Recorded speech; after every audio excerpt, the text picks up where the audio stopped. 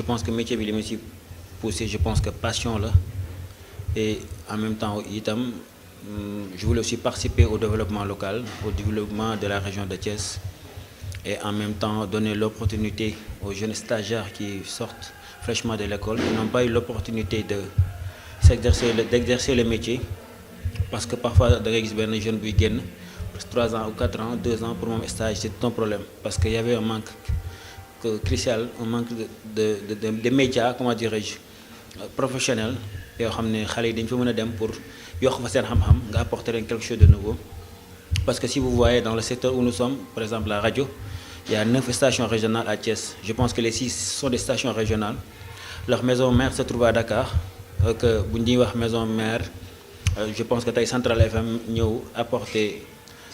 quelque chose à la région de Thiès moo tax mu jël maison mère am au lieu de Dakar au lieu d'ailleurs mu samp ko Thiès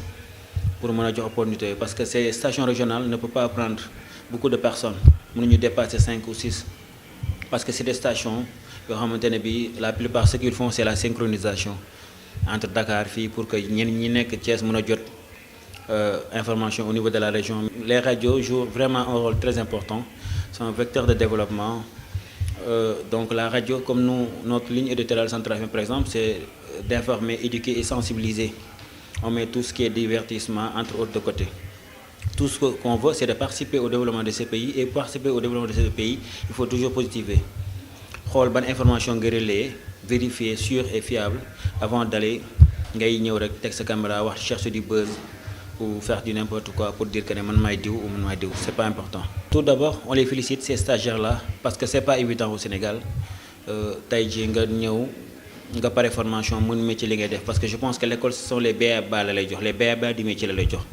li ci des maintenant c'est dans le tas que ngay am expérience que ngay rencontrer certaines difficultés que ngay am ay problèmes si ngay trouver si ngay régler yenn solutions yi surtout nag parfois ce que je déplore c'est la qualité de la formation qualité bi des na trop d'après ce que j'ai vu j'ai reçu pas mal de stagiaires ici je vois que ne bi ñu ñëwee da ngay obligé jëlaat ay professeurs di leen former waat comme si que ils ne sortaient pas de l'école parce que pratique bi mooy des comme ni ñu koy defee les Européens da ngay def 3 mois à l'école 3 mois ay entreprise dellusiwaat à l'école dellusiwaat et entre autres loolu mooy manqué et au-delà de ça qui enseigne dañu ko war a xool parce que métier bi au Sénégal ce qu'on doit savoir mooy que ñu ko fi def bariwul école yi bi mu fi amee yàggul c'est vers 2010 la fi école yi commencé ubbi donc dañoo am problème de manque de professeurs de qualité yu mën a former xale yi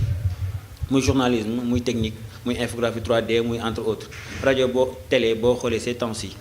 média la gën a am doole li tax mu gën a am doole surtout que mooy au moins jeunesse bi ñëw sax nangu nañoo formé wu jéem a doon ay professionnels concurrence bi tax leen a poussé à ce que ñu dem formé wu ji ñii en Europe ñii au Maroc entre autres pour ñëw mais la qualité de formation reste à désirer parce que da ngay jot stagiaire boo xamante ne bi dafa tu te poses même la question est-ce que kii def na formation carrément donc ce qui veut dire que maintenant il y a la rigueur gis naa ay programmes vraiment chargés des écoles entre autres mais ñi lay former est-ce que am nañ pédagogie bu ñu la former li ñuy jàngal est-ce que xam nañ ko tu benn caméraman da lay certifié tu lui poses des questions techniques comme je suis dans ce métier mais du la mën a répondre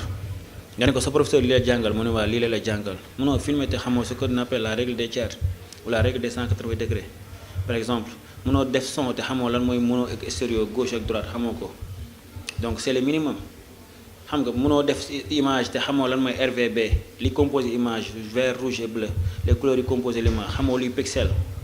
xamoo luy jàpp xamoo les blancs des blancs et tu veux devenir professionnel non parce que ce métier-là tu as besoin de pratique comme tu as besoin de théorie et boo mënee pratique trop en théorie si vous avez 95% et il te manque 5% ce qui veut dire que destin parce que tout c'est de la théorie d'abord dans ta tête où est-ce que je dois placer la caméra qu'est-ce que je dois dire qu'est-ce que je dois faire est-ce qu'il y a pas de contre-champ il y a une profondeur de champ est-ce que amul maanaam contre-jour derrière moi est-ce que beaucoup de choses donc nan la ñuy composer l'image nan lay régler ci est-ce que je dois centrer la personne au milieu du cadre kañ la ñuy centrer nit entre autres bu professeur bi la koy jàngal mënul maîtriser wul dafa dem rek coof xaw a yàgg ci métier bi ñoo di la imposer ANA voilà là je pense que c'est un sérieux problème. bon avantage yi bari na trop parce que bi ci njëkk maanaam damay wax ne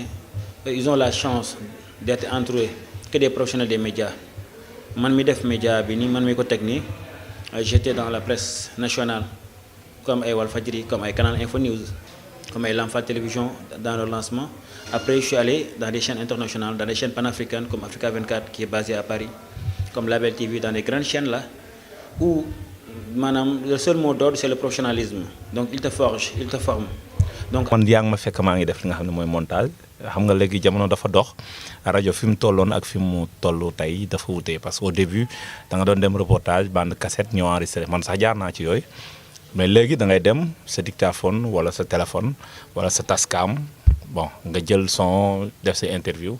xaaratuñ technicien aussi léegi journaliste dañu am indépendance gis nga man yaa ngi ma fekk maa ngi monté donc élément bi ma demoon bind naa sans papier dugal naa voix maa ngi monté donc pour finaliser du ma ne dañ ko relégué au second plan mais peut-être que yeneen ñi ñoo ko gën a gaaw léegi que ce soit Facebook WhatsApp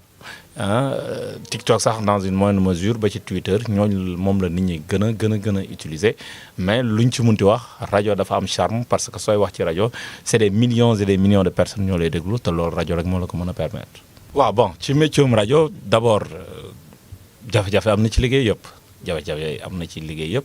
mais jafe-jafe yi su fekkee ne amour moo ci jiitu dafay néew donc par ñun xam nañ ne métier bi passion moo ci tukkal donc looloo tax que les difficultés dafay nekk yu ndaw difficultés yi peut-être dama naan su dee par exemple man département bi nga xam ne normalement fa laay nekk lu ci ëpp muy Tivaouane da nga dëkk fa tey wax loo nit c'est difficile rien que arrivé président pour nga def direct nit rom nga bëgg mu wax c'est extrêmement difficile or su doon Dakar da ngay dox sax nit ñi ñooy bëgg nga jël leen fii nag su dee fii dans les régions les gens n'ont pas cette culture donc en plus le journaliste lu ci ëpp daa bët bu ñu lay xoolee mooy looy wax lu ci ëpp du dëgg bon parce que mënuñu ràññee kan mooy journaliste ak kan moo nekkul journaliste yooyu nekk ay difficulté mais soo yàggee ci terrain bi xam nga yooyu noo koy contourner parfois ab nuyoo bu neex la parfois mu doon góor nga ne ko saa jantal nga wala sañse nga bon mu xaw a bàyyeeku nga mën a dugg su dee jigéen nga ne ko li nga sol rafet na bon ci yooyu ngay jaar ba mën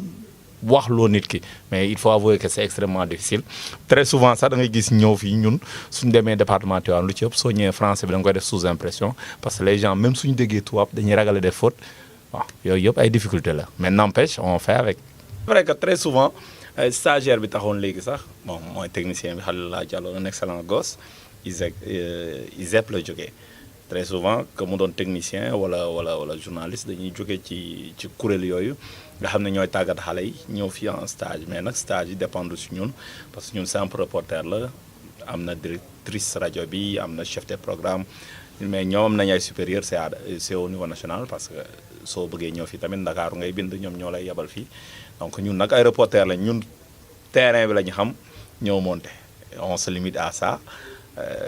c'est notre quotidien maanaam saa yu ñu xëyee ñu ngi def nan la ñuy def ba joxe ay xibaar yu wér te wóor